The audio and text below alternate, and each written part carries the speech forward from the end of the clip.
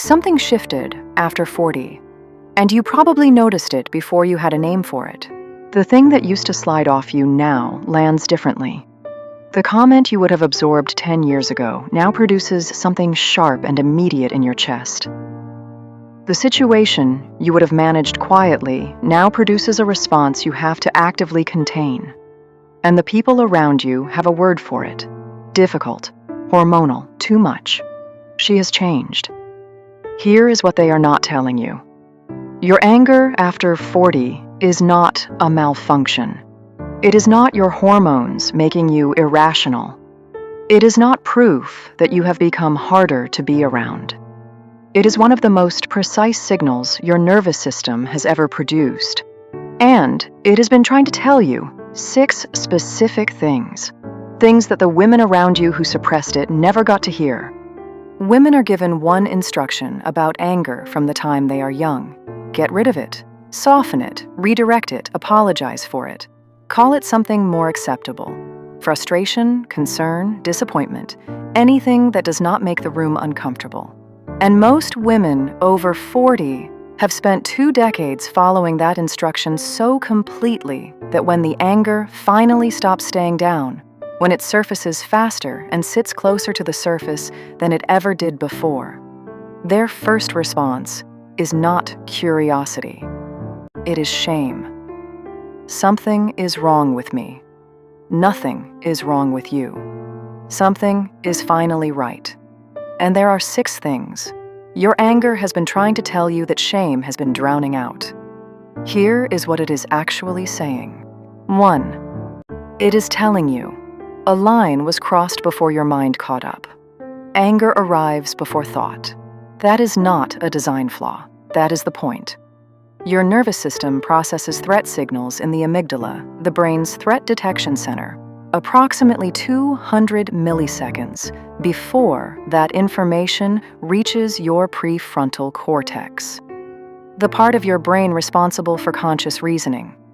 That means your body knows something crossed a line before you have finished forming a sentence about what happened. When you feel anger rise in a situation and your first instinct is to talk yourself out of it, to ask yourself whether you are overreacting, you are asking your slow brain to override your fast brain. You are using reasoning to dismiss evidence. Dr. Harriet Lerner, clinical psychologist and author of The Dance of Anger, spent decades studying this specific dynamic in women. Her finding was consistent. The anger almost always arrived with accurate information. The problem was never the signal. The problem was the instruction to ignore it. When your body tenses before someone speaks, when the anger arrives before you can name why, that is 200 milliseconds of neurological precision telling you something your politeness was not fast enough to catch. That is not overreacting. That is your fastest and most honest system doing its job. 2. It is telling you what years of tolerance actually cost. There is a specific kind of anger that does not arrive in a moment. It arrives as an accumulation. The comment that landed slightly wrong every time for 3 years. The dynamic that required you to make yourself smaller every time you entered a particular room.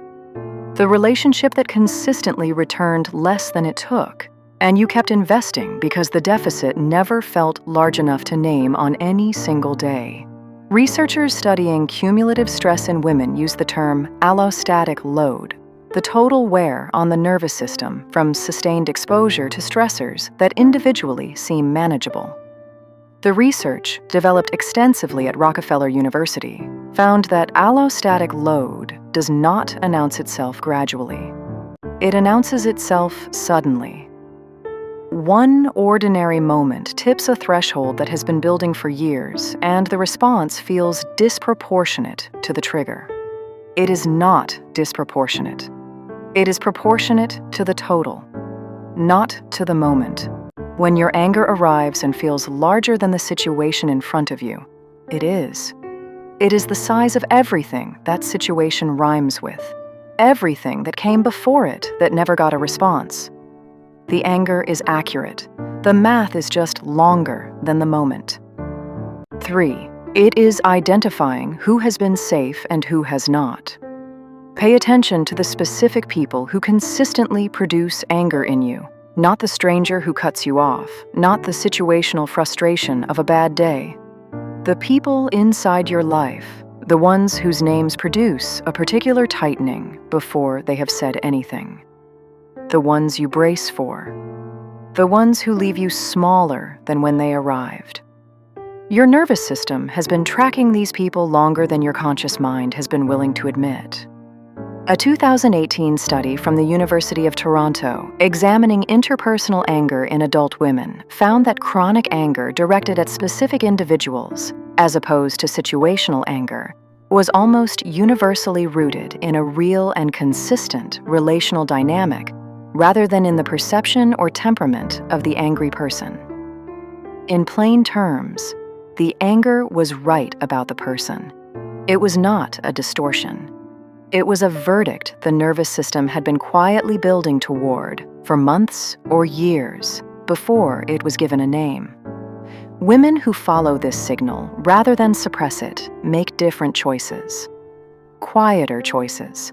The invitation they stop accepting. The call they stop returning at full effort. The relationship they stop maintaining as if it were something it stopped being a long time ago. That is not bitterness. That is your nervous system delivering a report you finally stopped arguing with. If you are recognizing specific people in what I just described, if a name or a face arrived while you were listening, subscribe. This channel names what is happening inside women over 40, and there are 3 more things your anger has been trying to tell you. The last one is the one most women never hear, because it is not about other people at all. 4. It is telling you that you stopped needing their agreement. There is a particular exhaustion that comes from trying to get someone to agree that what happened to you was real. You explain, they reframe, you explain again, they minimize. You search for the right words, the precise combination that will finally make them see it. While the original issue drifts further from the conversation and your energy goes entirely toward the proof. Relational psychologists call this dynamic DARVO, deny, attack, reverse victim and offender. It is a documented response pattern in people who cannot take accountability. And it works by making the person raising the concern spend so much energy establishing the legitimacy of their experience that they lose the experience itself. Women over 40 stop playing this game, not cleanly, not all at once. But the anger that arrives when someone attempts this pattern becomes a signal rather than an invitation to negotiate. Dr. Susan Krauss Whitbourne at the University of Massachusetts studied identity development across the lifespan and found that women in midlife show significantly higher rates of what she calls self-authorization, the ability to define their own experience without requiring the other person's confirmation.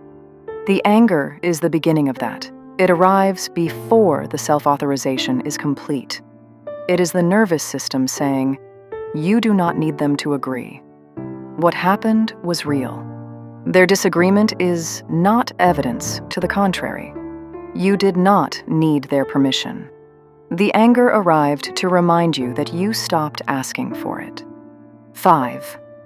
It is mourning something that deserved more than it got.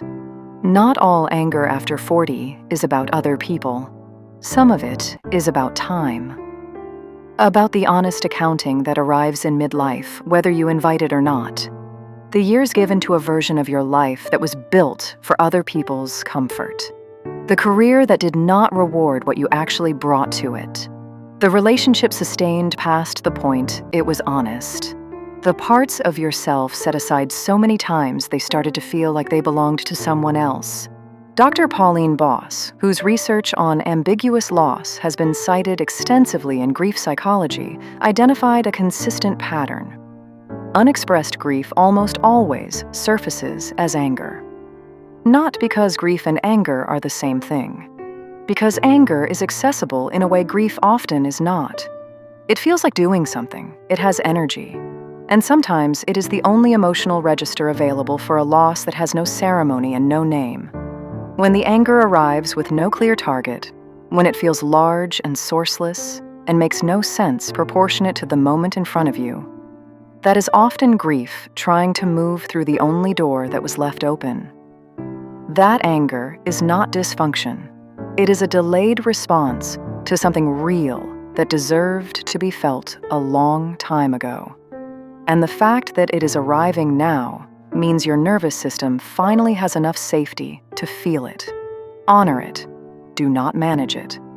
It has been waiting. 6. It is pointing at the life that fits. Here is what nobody says about anger. On the other side of it, not suppressed, not performed, not managed into something more acceptable, is clarity that most women have never experienced before.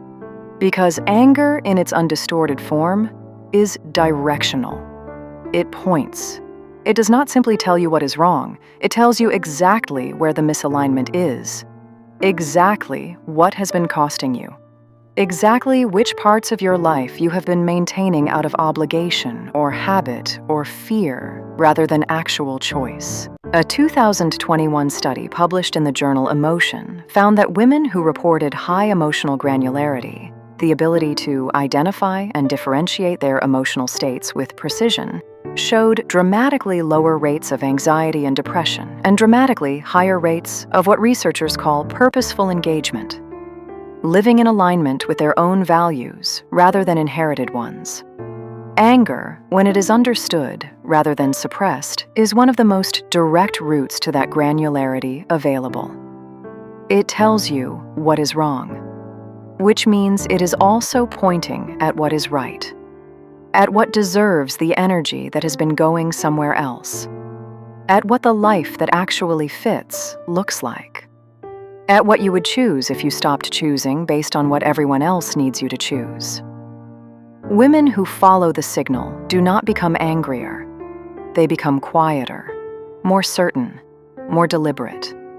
Not because they stopped feeling, because they finally stopped arguing with what they felt. Your anger was not the problem. Your silence was never the solution. And the fact that the anger is louder now, clearer now, means something finally shifted. That shift does not go backward.